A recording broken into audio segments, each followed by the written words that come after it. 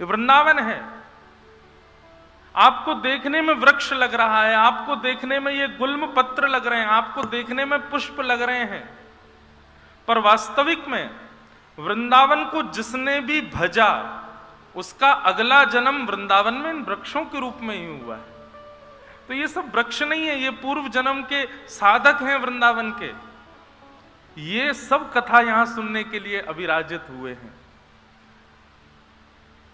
हमारे उद्धव जी महाराज विधाता से कहते हैं, हे विधाता,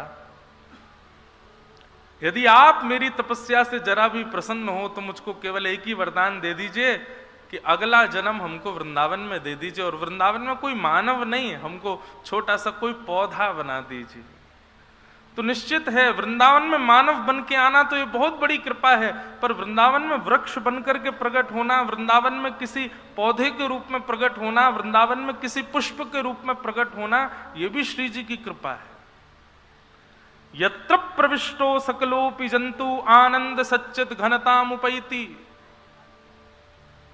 वृंदावन की सीमा में ये बात कोई मनगढ़ंत और आपको प्रसन्न करने के लिए नहीं कह रहे हैं हम।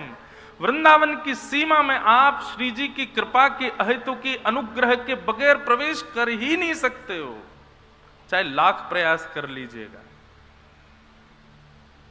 मैं कथाओं में कहा करता हूं, आप दिल्ली रहते हो, उरई रहते हो, अहमदाबाद रहते हो, मुंबई रहते हो, कलकत्ता में रहते हो, और मन बन जाए कि वृंदावन जाना है, तो जैसे ही मन बने तो समझ जाना हमारे बिहारी जी याद कर रहे हैं।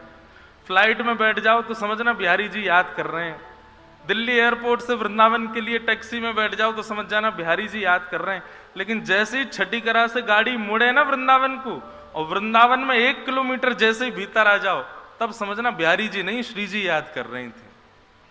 क्योंकि बिहारी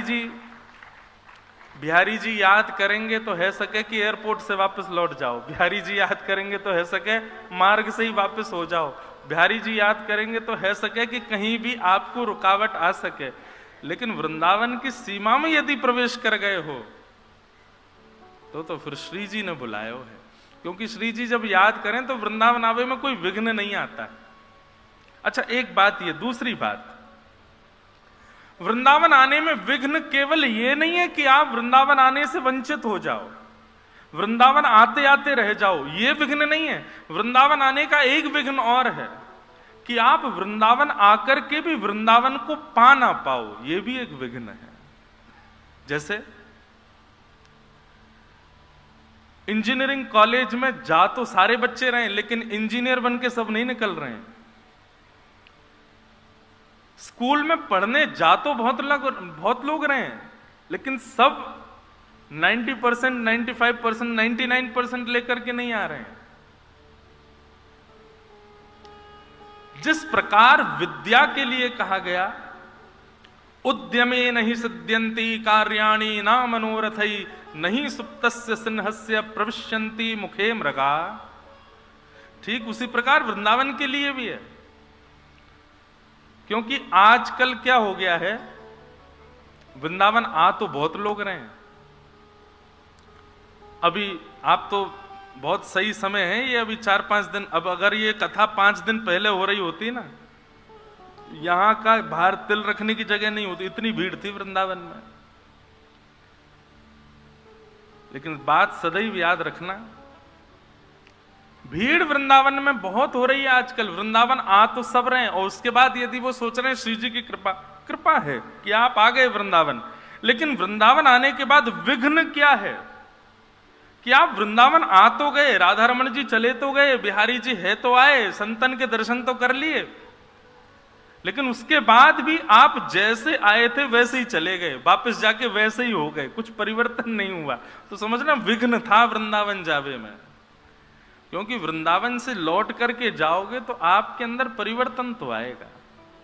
पहले से सौम्यता आ जाए, पहले से क्रोध में कुछ न्यूनता आ जाए, पहले से विकार अब शुद्ध होने लग जाएं, पहले से बुद्धि विचलित कम होने लग जाए, तो समझो कि हाँ निर्विघ्न वृंदावन होकर के आए, निर्विघ्नता से वृंदावन मिला।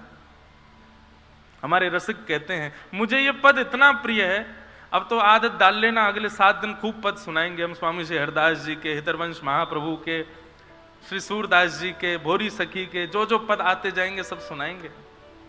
मुझे ये पद बहुत प्रिय है कि वृंदावन साचो धन भैया, वृंदावन साचो धन।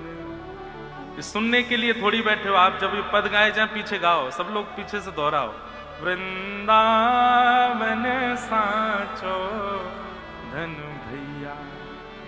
क्यों? जहां श्री राधा चरण रेणु की कमला लेत बलैया, जहां श्री राधा चरण रेणु की कमला लेत बलैया। आतुर वन में व्यास पुकारे, आतुर वन में व्यास